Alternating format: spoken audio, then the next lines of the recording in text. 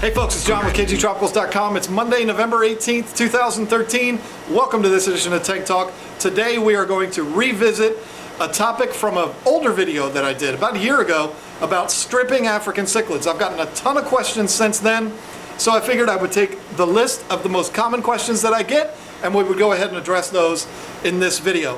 Since we're revisiting old videos, I figured we would revisit these fish.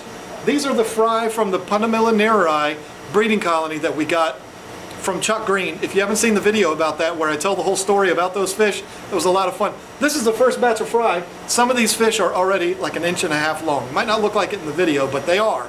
They're going to be for sale real soon and they're going to sell really quick. Some of the males are already starting to color up. It's crazy. So let's get into stripping African cichlids. The first question, I get it a lot, is why do we do it?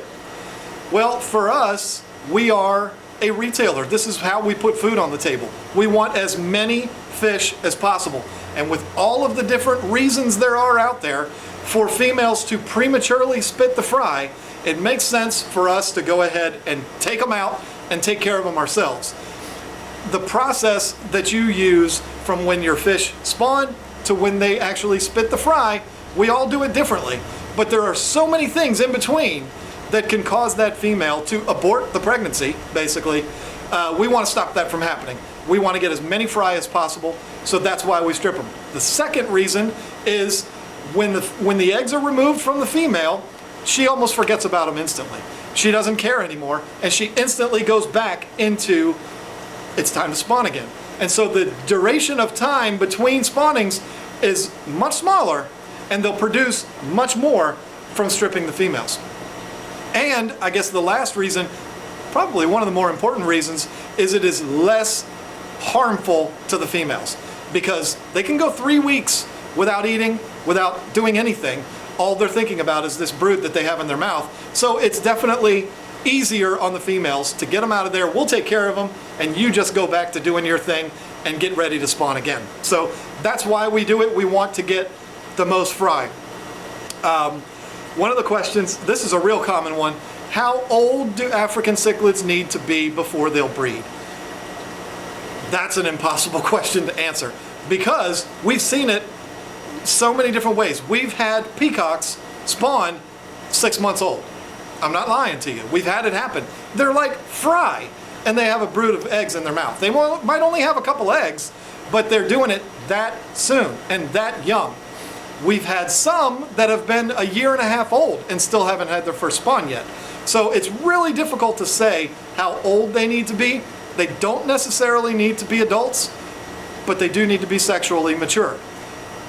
I mean, a 12-year-old boy can get a woman or a girl pregnant. You see what I mean? I mean, they can do it really young, but the broods will be much smaller. As they get to be adults, the eggs are larger. They're much larger broods. So how old do they have to be? It varies. Varies on conditions, varies how fast they grow. You can't really predict that. So how do you know when a female is holding? Some of you who have bred fish a lot, you look at that as kind of a kindergartner question, but I get it a lot. And it can be tricky. Okay, I guess it can be tricky. Instead of trying to explain it to you, I'm going to explain it, but I'm going to show you a picture too that we actually have on our website. The female has what is called a buccal cavity. We all say she holds them in her mouth. Well, there's actually a cavity in their mouth. It's kind of in their throat that is, it's almost like a pelican that's made to hold these eggs. They've evolved over time to hold these broods in their mouth. And so this buccal cavity has evolved with them, and it's like a pouch almost that's there to hold the eggs. What was the original question? Oh, so when you see that throat area bulging, it's not going to be, you know, like a bullfrog or anything, but when you see that it's bulging and you see the female, the only way I can do it is to show you. When you see the female doing this, she's mixing the eggs around in her mouth. She's moving them around in there. It almost looks like she's chewing on a piece of food. That's another sign that you know the female is holding. Swollen throat, swishing around their mouth like they're rinsing their mouth out with mouthwash, and not eating is another good sign. And throughout the process of brooding these eggs, you'll start to notice the female get skinnier. I mean, she doesn't eat, so you'll definitely start to see her getting skinnier. But you should know that she's holding eggs way before then. So don't use that as a way of telling whether she's holding. How long do you wait to strip the eggs and why? That's a real common question. We try to wait 3 or 4 days from the time of spawning until the time we strip them. There is really no set rule. You can wait till the day she's supposed to spit. They're gonna hold the eggs for 18 to 21 days when we're talking about most of your peacocks, haps, and imbunas. So really any time between spawning and the 21 days, you should be pretty good. But the sooner that you do it, you know, if you strip 2 days after spawning, obviously there's still gonna be eggs. You're definitely gonna need an egg tumbler. Watch my video about how to make an egg tumbler. But if you want them to be free swimming and come out of the female's mouth and immediately be put into a fry tank and start swimming around, then you're gonna wanna wait much longer to strip her. Maybe wait 15, 16 days to where it's coming close to the time where she would naturally spit them anyway. Maybe wait till then to go ahead and spit. But again, there are so many things that can happen between spawning and then that can cause her to prematurely spit and you lose the brood. So this is another reason to do it sooner rather than later. But you do need the egg tumbler. And another thing to think about, I've seen a male and a female spawn and then stop and pick it up again 4 or 5 hours later and start all over again. So this is why we wait 3 or 4 days. We want to make sure that the process is complete, they've done what they're supposed to do. We'll give them 3 or 4 days. Plus, if the eggs are not properly fertilized, she knows it, and she's gonna spit them out and go ahead and get rid of them within those first few days. So that's why we wait 3 or 4 days. You can wait a week, you can do it after 2 weeks. It's all up to you, and it's all up to whether or not you have an egg tumbler that the eggs can go into. Where is the best place to keep the egg tumblers? You've all seen my egg tumbler tank. That's what we do, but you're not all gonna have an egg tumbler tank. There's 2 ways of looking at it. One, you can keep the egg tumbler in your tank where the spawning occurred. Same water, everything's the same, water chemistry is all exactly the same. That's a good way of doing it. Or you can remove the eggs, put the egg tumbler in your fry tank. That way, when you do release the fry, they're in the same water that they've been developing in while they were in the egg tumbler. So either one is fine. It doesn't really matter. Put it in your community tank, put it in the fry tank.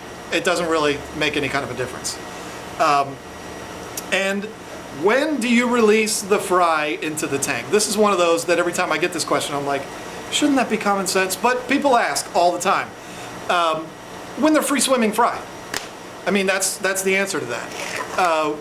If there's still an egg sac, then you don't want to let them out. You don't want to let them go free swimming because that egg sac will weigh them down. They'll sink down to the bottom and they're not strong enough yet to force themselves up from the bottom of the tank. And so if they're sitting down on the bottom, resting on that egg sac, there's a real good chance that they're going to die. And you just wasted those eggs. So wait until it is clear as day that there is no more egg sac, and that's when you can let them out. And another thing is, what you'll see is the fry in your egg tumbler will actually be up towards the top and kind of swimming up and down in the tumbler. That's pretty obvious that they're ready to go, but definitely inspect them and make sure that that egg sac is completely gone before you set them free and let them swim in their fry tank. So those are the most common questions that I get all about stripping African cichlids. I hope that clears things up for you, and this video will be the thing that I will send those people who email me those questions. I will send them the link to this video, so it's going to help out a lot. So I hope you've enjoyed it. I hope you've gotten something from it. Thank you so much for watching, and we'll see you on the next episode of Tank Talk. Go to www.KGTropicals.com. We're getting a huge shipment next week. You're going to love it. Thanks for watching. See you next week. Hey, this is Jordan with KGTropicals. Thanks for watching Tank Talk. We hope that this episode has helped you learn that fish keeping doesn't have to be complicated. Keep it simple and have fun. Don't forget to subscribe so you don't miss any future episodes.